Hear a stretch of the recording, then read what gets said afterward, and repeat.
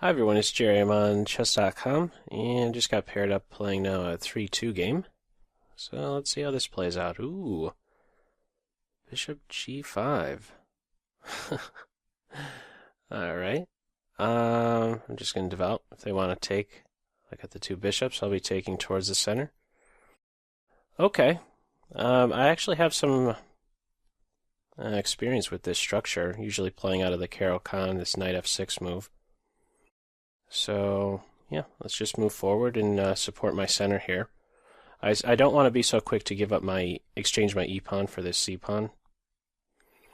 Let's just play e6. If queen b3, I have queen d7. On any ensuing bishop b5, I have knight c6. However, maybe I could consider queen b6 here. Let me just consider for a moment. Queen b6, c5, queen takes, pawn takes. a6, b4, knight d7. I'm not quick enough to get my rook off of the a file just yet. But, that said, maybe I can, I wonder. Maybe after c5, just drop back to c7. Let's see. Queen b6, suppose pawn takes. Maybe I take the queen. Yeah, I'll do that. Yeah, let's try this. Okay, I have to avoid the queen exchange. I'll try to remember to go back and explain why exactly, if that was too fast, as to why taking the queen really isn't such a good idea. So I'm perfectly fine. I consider my light square bishop the expendable bishop, and this move looks very ugly because it makes him look like a super bad piece, and he is. But I want to stop this this f4 break. And I'll look to circulate my knight into the weakness on e4. Maybe I could even consider this move. Yeah, you know what? I think I kind of like that move. No, it's not necessary. If bishop here, I could do something like this. Not sure where he belongs. I can maybe think about undermining. Let's see.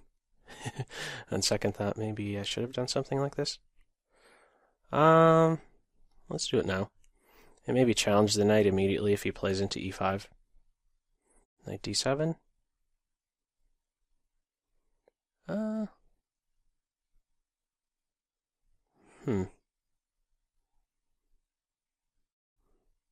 let's challenge him. I wonder if I should have struck at this pawn that's in my position sooner. If they're not careful, I could think about taking the knight and then rerouting my bishop into this square. Alright, so let's recapture. And they're clearly stopping my idea of bishop into f3. I'm not sure where my bishop stands best. I'm going to go here, maintain some pressure on c5. I'm not ruling out this idea of b6. I think castling kingside will be fine, even though these guys are split. They always have to be a little bit careful if they try an h3 g4. I have bishop h4 in mind. And maybe now is the time to try and open up the queen side some. Or let's do this first, just so I have rook g1 in mind, in case something funny happens with this. I'm still going to look to break open on this side of the board, playing with the two bishops, but I don't know how well I'm doing with, well, hang on. I already say I don't know how well I'm doing with breaking open the position, but I think I'm given an opportunity now to crack with c5. As soon as this pawn's no longer around, my king is vulnerable. I'm beginning to second guess my decision to play king to h8 so soon. I think I should be alright, though. My bishop will be unprotected at the end on this square, threatening this advance here, creating a passed pawn, so I'm pretty sure they have to take here. They have a passed pawn as well, and maybe I'm not so quick to take here. Yeah, I probably should. As otherwise bishop here and pawn push. Okay, hopefully there's nothing bad happening against my bishop right here. Okay. Just reroute. I want to get on f6 as soon as possible. Actually, why is my bishop thinking about running? Let's get my rook working. He wasn't doing anything. So maybe, actually, this is a threat right now. On a check, I just play here. It shouldn't be bad. Actually, what else was I going to do there? What was the delay? Okay. I'd really like to still get this bishop working. I kind of want to play my bishop into f6. Maybe I do this. I bet you that bishop is a little bit of a pest, no? Yeah, it stops this pawn from moving. Maybe we're going to have a queen trade. Okay. I guess here?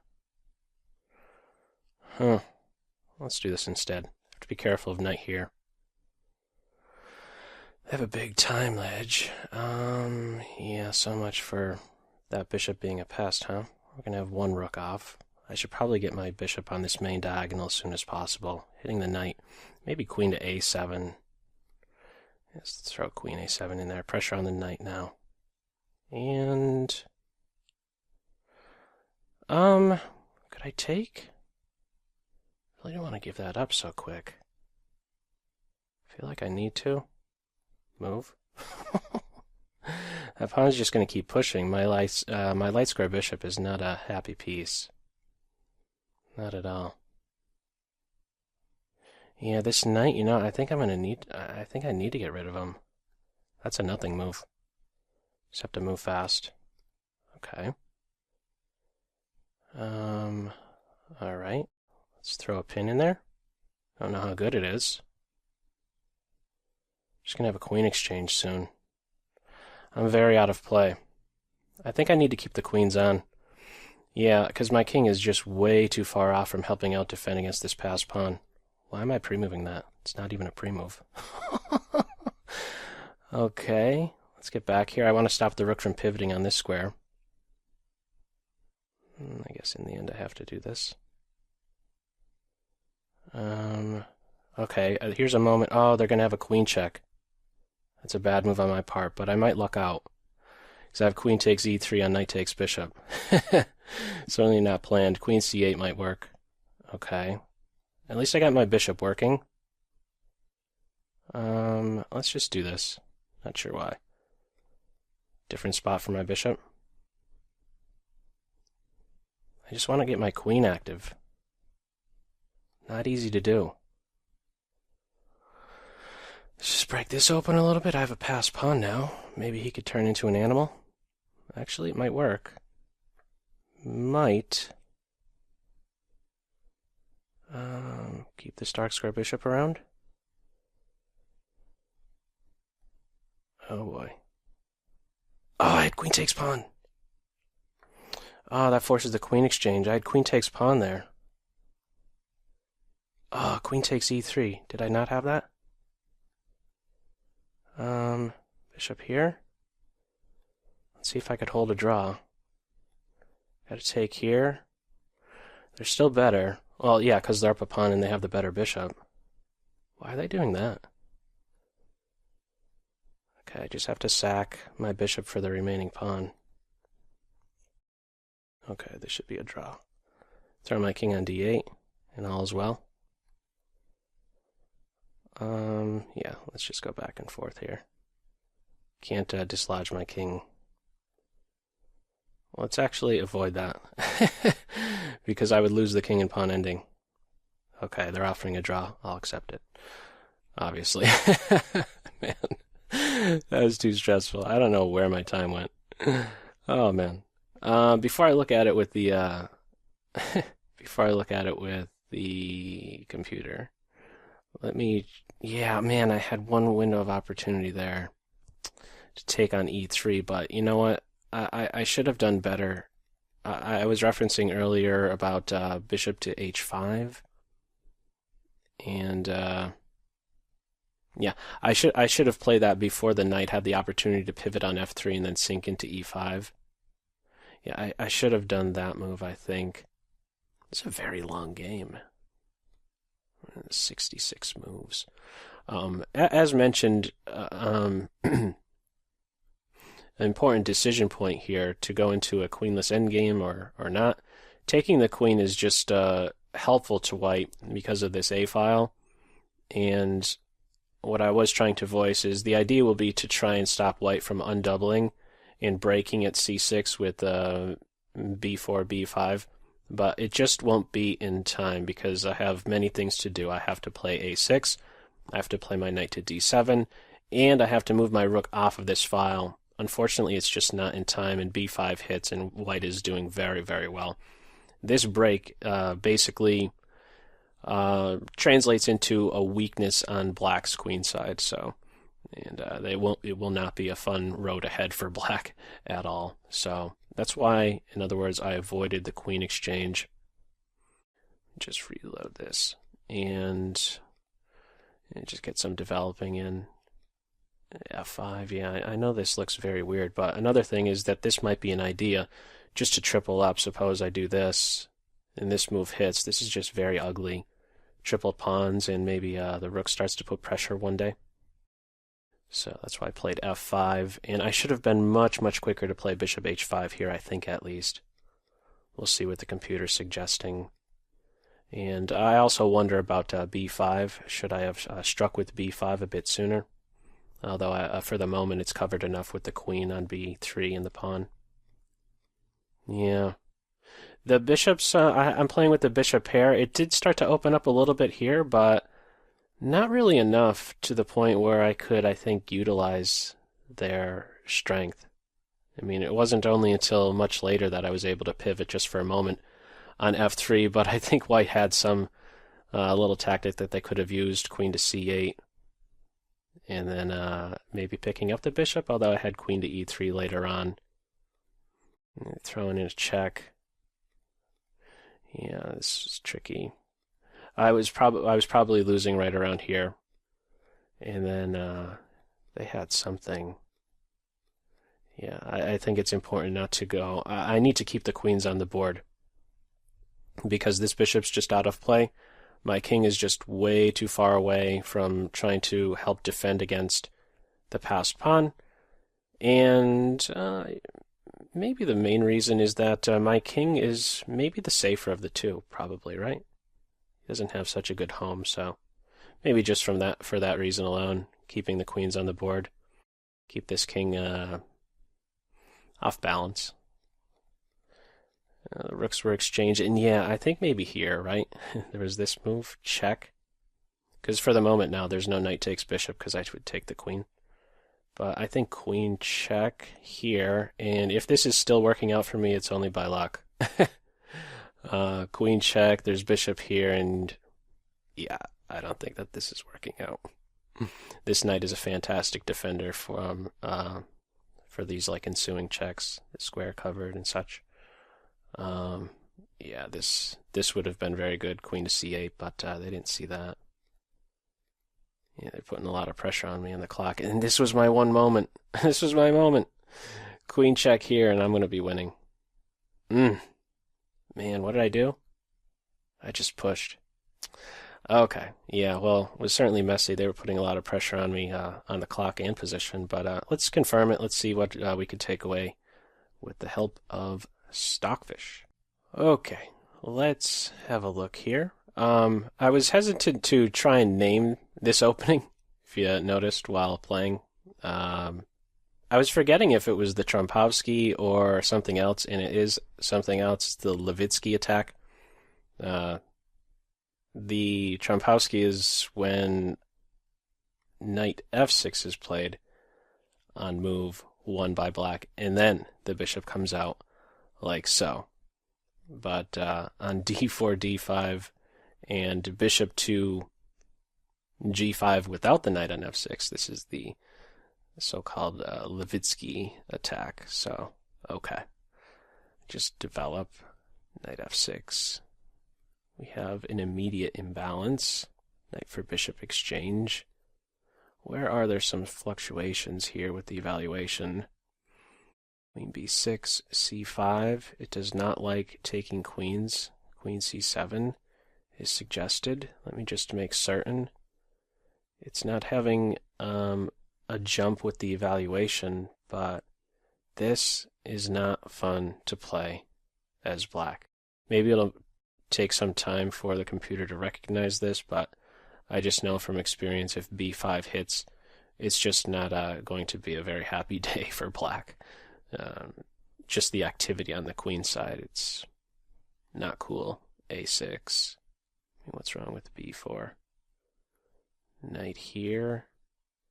B5 hits. It's not fun. Not at all. C takes, bishop takes, and B5 hit once, and don't forget that it may very well hit again. Just backing up, white will look to still expand and break like this. It's not fun. So queen C7, knight there. B6. I referenced B6, but it's pointing it out right away. I played knight D7. And then my attention was diverted some, and rightly so, because of knight H4. Certainly don't want the tripling up of my f-pawns. F4. It's calling for rook to B8. But yeah, this is the one thing I wanted to avoid. This type of pawn sacrifice. Yeah, it's saying it's favorable for black, but yeah, I didn't like this idea of, look at this dummy here. Tripled f-pawns, it's just not cool. I guess I have some way to put some pressure on the dark squares. But yeah. Just want to avoid that altogether. So it made him look really stupid, really bad. But yeah, I should be looking for that B6 break much, much sooner. And this is my moment to do so. Knight F6 is too, how might I describe this, too? Maybe I'm being a bit too consumed with the natural and looking for positional improvements when I should be focused more on cracking at any white pawns that are on dark squares. Any white pawns that are on dark squares are interfering with my unopposed dark square bishop, my X-factor bishop, so I should look to crack immediately. With B6, C takes, A takes, and this is a much, much different game. Yeah, much, much different game. C5 will be hitting a well-timed C5. I don't think that can be prevented. I mean, I have two minor pieces, a pawn and a queen, that would be facilitating this advance. I do have to take some care because I do weaken B5, but with some preparation, like bishop D6, seems like quite a good square.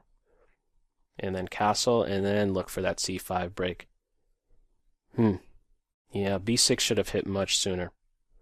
When I did play B6, you'll know it only happened after the queen was out of the pawn's way. So when I played B6, white was in time to reinforce the C5 point with B4. And I was never able to... Oh, actually, that's not right. I was ready to say I was never able to really rid white of their C5 pawn. But that did happen in the game, but I should be much more swift with my attempt to open up the position, is what I'm getting at. Okay, knight F6. And actually, let me back up for a moment. Was it calling for... Yeah, I had pointed out maybe bishop H5. Yeah. Many different moves could be played here. But I should be looking more towards the bishop. My dark square bishop I need to crack with B6 much, much sooner. Yeah, it's pretty evenish here. Even B6 now. As what, a pawn sacrifice? Takes, queen takes is not a good idea? Okay, well I guess I'm going to have some play here. I'm not a fan of really going in for that. C5, playing this down a pawn. They have two connectors. I don't see myself playing that. I could see playing that after I have castled, like right now I would be considering it. Because at the end I could immediately play to B8 and then come back down and take B2. White sensed this right now, and that's why they got out of the way to prepare to meet B6 with B4. Have this exchange, and yeah, I don't know that it was necessary to give up this point. They captured right away, but they should probably leave it sitting. It's calling for rook A to B1. Yeah, just maintain this pawn because he's really just biting on a rock. Biting on a a piece of granite. That particular line, by the way, this video is being recorded on what is it, October 18th. And I actually just learned not too long ago that of the passing of Emery Tate, International Master Emery Tate. And every time I've used that phrase before, that biting on a piece of granite. And I actually heard that line from Emery Tate way back when I was like a teenager and playing in a Skittles room in a tournament, the World Open, Philly. And unfortunately, he passed away. So, yeah, very, very sad. Very, very sad to learn of that. Mike Klein on chess.com wrote a very nice tribute to him in an article. Maybe you guys could check that out. But that particular phrase, I remember him saying that, and it always stuck out. He really brought the pieces to life. He would use that phrase. I don't know. It was like, what's this bishop doing? It's biting on a piece of granite. That's what he would say, or that's what I recall at least. And this is essentially what the bishop is doing here. He's just biting on a rock for as long as this pawn here is reinforced with these two pawns here. It's it's not going anywhere. It's biting on a piece of granite, as the International Master Emery Tate would say. Yeah, it's a sad day for chess. Those of you that did know Emery Tate, or just if you're a fan of the game, really, you didn't have to know him. But anyhow, just wanted to point that out. One funny line, interesting line to kind of bring the game to life, interesting phrases and such. Yeah, I got a little distracted there, but okay. We have takes, and there, c5. Yeah, we did see a shift here as soon as c5 was given up. Yeah, after takes. So they should have just kept that pawn on c5. So it's now slightly better for black because I do get the break in, and he's liberated now as a result. He's a bit more free to operate on different diagonals, one that points right towards the king one day. And it's already liking me here with d5. Oh, I think right around here I was considering rook to c8. Yeah. d5, striking further at the dark squares. Another moment to crack at the white pawns in a much more timely fashion. Okay, I took... what else was maybe missed? Rook to a3 instead of bishop to a3. Okay. Eventually one pair of rooks comes off. Yeah. And then that pawn starts to march. I need to make certain I don't exchange queens here. And what more? Yeah, have to keep the queens on the board. e5. Oh, right around this point, I wasn't even considering anything related to pawn advances. I was focused on my queen and rook and the possibilities that my bishop had, but as far as e5, this is like a very, very ugly move to play. Just from a structural standpoint, of course, you have to consider the concrete lines, but to exchange off this pawn for really any pawn means that I now have double isolated pawns and an isolated pawn. Actually, my whole structure, if he's not around, it's just like this or whatever. It's just everything is isolated. It's a very unhealthy structure. So I'm just kind of shuffling here. in large part probably because of the time, but I had queen to a5, king to d2. Oh, and then bishop d1, yeah. Sure, I'm going to see that. Okay, yeah, it's really not so instructive from here on out. Yeah, and this was their missed opportunity for queen to c8. The knight's in a pin, but no longer in a pin. And there goes my bishop. But that was missed. And actually, this was missed here. Queen takes e3. Minus 52. 55. Climbing. It'll find mate soon, I imagine. Yep. So, many misses for both sides here. as probably lucky once more in this ending. Yeah, +2 for my opponent. And yeah, another opportunity to take on E3 here. Man. Okay. Don't get too many opportunities, do you? And I wonder if they could have done a little bit better here. I wouldn't have been so quick to exchange these guys off. I guess in the end this is going to be a draw. I mean, I'll be looking to just trade off both my pawns for 2 of theirs and then sack my bishop for the remaining pawn, but it liquidated very quick. And in this type of ending, you just put your king on the dark square and not be so quick to do this exchange because you'd be losing. I think I was ready to do that in the game, but just keep the bishop on board. And yeah, you're just not going to kick the king off of that square. And we had a draw from here, but yeah, anyway, as usual, feel free to leave any feedback in the comment section below to this video. And as usual, I hope you got something out of it. That's all for now. Take care.